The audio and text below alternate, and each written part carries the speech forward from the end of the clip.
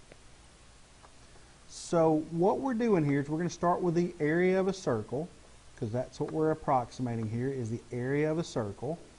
So if we have the area of a circle, the area equals pi r squared.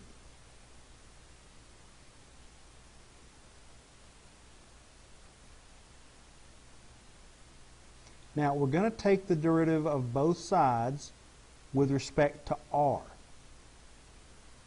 So we get dA dr is equal to pi r squared. Well, if we take the derivative of this with respect to r, we're going to get pi, the constant multiple rule, times 2r, or 2 pi r. Now, what we want to do is we want to find the change in approximately how much the area will change. So we're looking for just dA, so we need to move that dr to the other side by multiplying. So dA is equal to 2 pi r dr. Now let's go back and look at what we've got here. Consider a circle of radius 10. So radius is 10. If the radius increases by 0.1, well, what's the radius increase? That's the small change in r. So 0.1. Approximately how much will the area change? So all we have to do is plug all this stuff that we just listed out here in this equation, and we're going to find what the change in area is. So dA is equal to 2 times pi times 10 times dr, which is 1/10. And 10 times 1/10 gives us 1. So the approximate change in area is going to be 2 pi.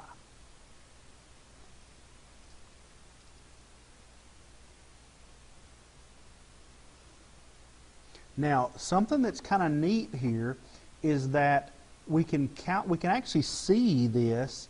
Let me see if I can draw. Well, no, I'm not going to draw anything because I can't draw. We know that. So there is one figure. That's the original figure. Let's go ahead and say that that's the original problem. And I missed my center there.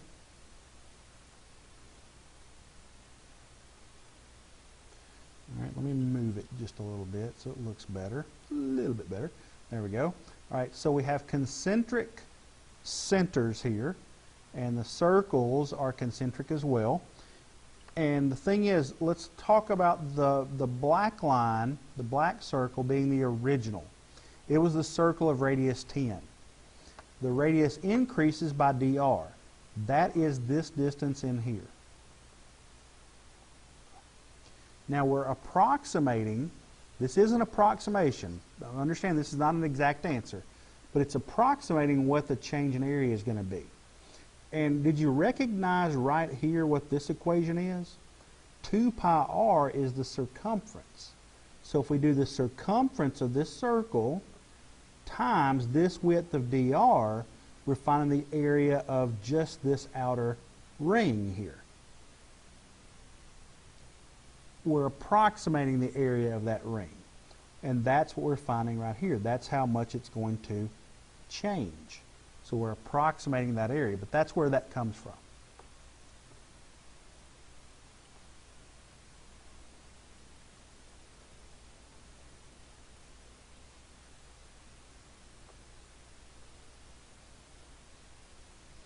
Now, if we compare that to the actual change, we can actually find the new area and subtract the old area.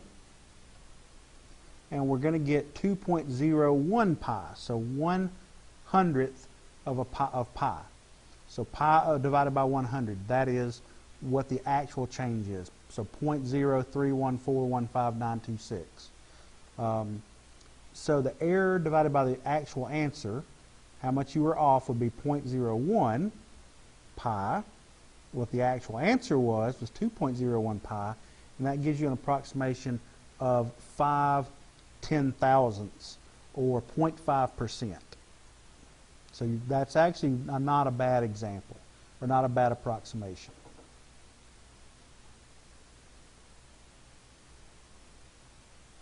All right, and the error divided by the original error area, sorry, is 0.01 pi divided by 100 pi, and that is 0.0001, which is 1/100th of a percent. So both of those are actually pretty good. All right, and that's all of this information from this section that we cover in AB. See you soon.